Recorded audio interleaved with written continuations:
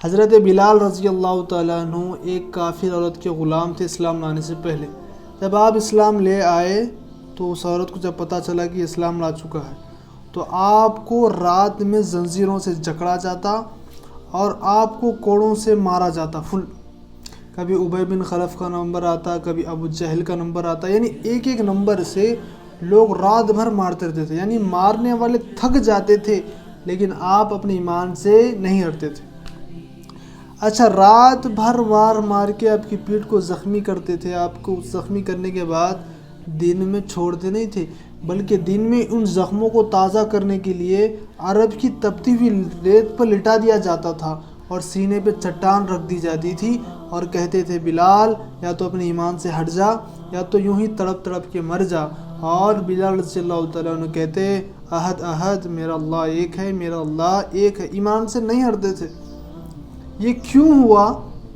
اتنا مار کھانے کے باوجود بھی انہوں نے ایمان نہیں چھوڑا، اور آج ہم لوگ نماز چھوڑ دے رہے، آج ہم لوگ اللہ کے احکامات کو چھوڑ دے رہے، نبی کے طریقوں کو چھوڑ دے رہے، انہوں کیوں نہیں چھوڑے اور ہم کیوں چھوڑ رہے؟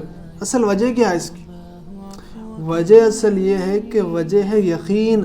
ان کا یقین تھا کہ اللہ ہے، یہ مار یہ تکلیف ختم ہو جائے گی لیکن اس کا اجر اللہ دے گا۔ آج ہمارا یقین بالکل نہیں ہے، زیرو ہو گیا آج۔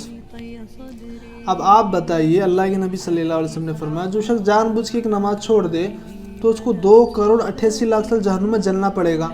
اب آپ کو میں نے حدیث سنائی، اب پھر بھی آپ نماز کو چھوڑ رہے ہو، اس کا مطلب آپ کا یقین نہیں ہے۔ یقین ہو اور نماز چھوٹ جائے، یقین ہو حرام پیٹ میں جائے، ایسا تو ہو ہی نہیں سکتا۔ تو مین جو چیز ہے یقین ہے، ایمان ہے۔ ایمان جب بنتا ہے تو یقین بنتا ہے۔ آج ہمارا یقین نہیں ہے کیونکہ ہماری ایمان پہ محنت ہی نہیں ہو رہی نا۔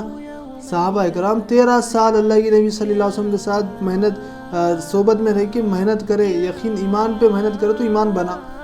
آج ہم لوگ محنت کرنے کے لیے تیاری نہیں، تو اس لیے میرے دوستوں اپنے سب سے پہلی چیز ایمان کو بنانا ہے۔ یہ جو نماز پڑھتے ہیں نا بھائی، نماز بھی ایمان بنانے کی مشق ہے، روزہ بھی ایمان بنانے کی مشق ہے، حج بھی ایمان بنانے کی مشق ہے، زکوٰۃ دینا، اللہ کے راستے میں جانا، ساری چیزوں کا مین جو مقصد ہے ایمان بننا۔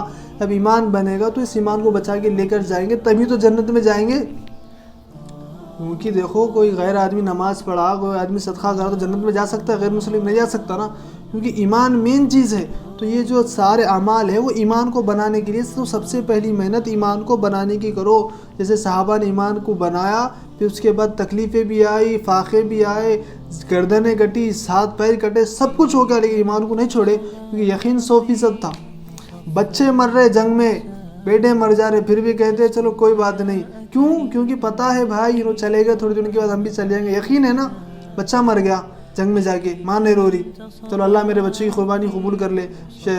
ماں کہہ رہی، کیوں کہہ رہی؟ کیونکہ ماں کو پتہ ہے میرا بچہ شہید ہو کے کہاں پر گیا؟ جنت میں۔ تو میرے سے دور ہو گیا نا، تھوڑے دن کے بعد میں بھی چل جاتی، ان سے مل لیتی۔